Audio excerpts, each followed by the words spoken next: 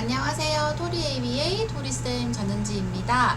오늘은 또 예슬 선생님과 같이 자조기술에 대해서 얘기를 해볼 건데요. 박예슬 선생님 블로그에 가면 자조기술 체크하는 리스트나 아니면 다른 놀이활동 교구들, 네, 맞나요?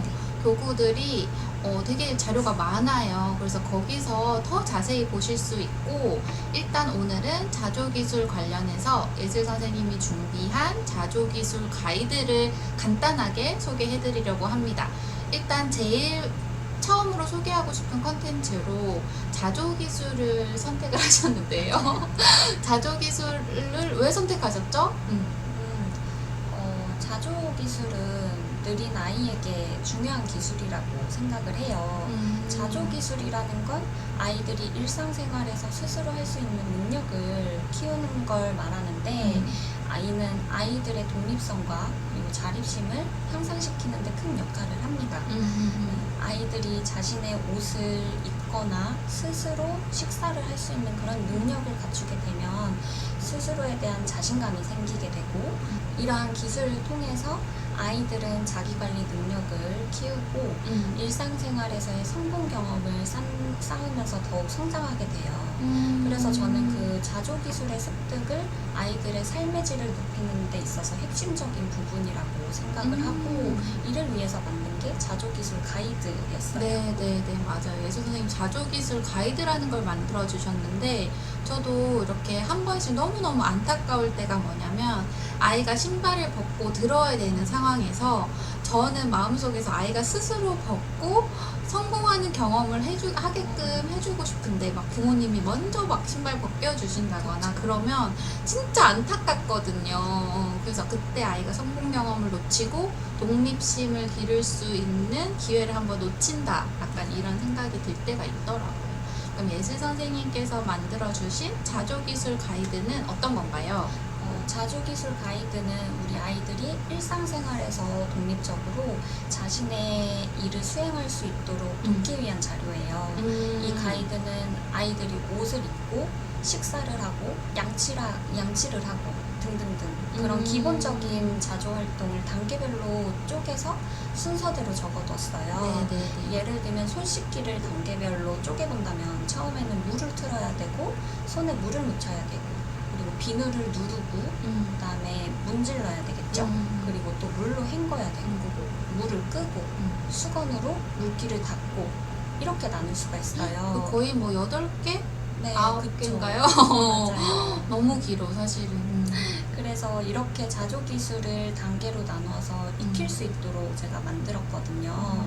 또 자조기술 가이드는 부모님께서 가정에서 지속적으로 아이들을 지원할 수 있도록 쉽게 만들었기 때문에 아이들과 부모님 모두에게 매우 유용한 가이드입니다. 맞아요. 그래서 아이들 손 씻는 거 이렇게 보면은 손 씻기를 못해요 라고 하지만, 나눠서 보면은 그 중에 8단계다 그러면은 한두 개는 혼자서 할 수 있거든요. 맞아요. 그죠?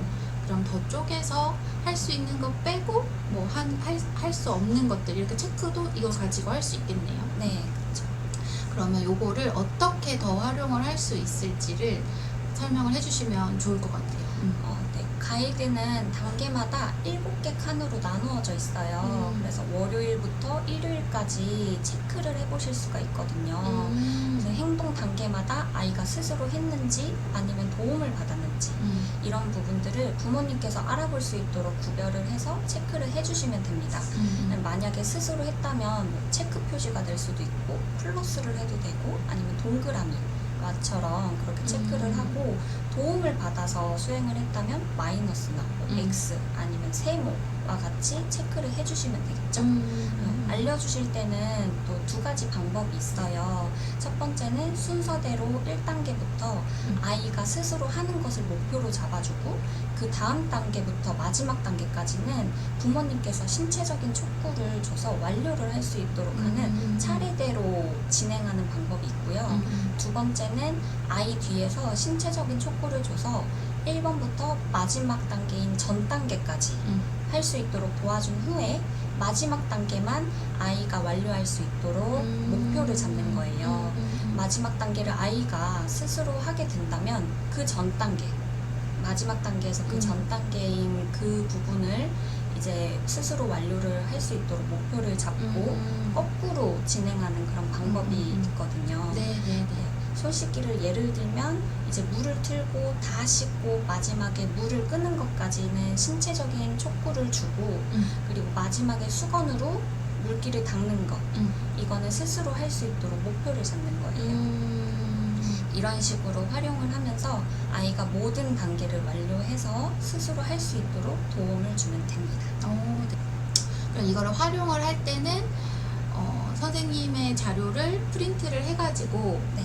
뭐 욕실이면 욕실 그것을 하는 장소에 붙여 놓으시면 제일 좋겠네요. 네, 맞아요. 그래서 그 영역별로 그 공간에다가 두시면 되는데 만약에 화장실 같은 경우에는 이제 습기도 많고 그러니까 코팅을 한 상태로 이제 거기에 그 펜으로 이렇게 한 다음에 지우시고 또 이렇게 하고 지우시고 이런 식으로. 월화수목금도 네. 이렇게 체크를 하면서 좋아요.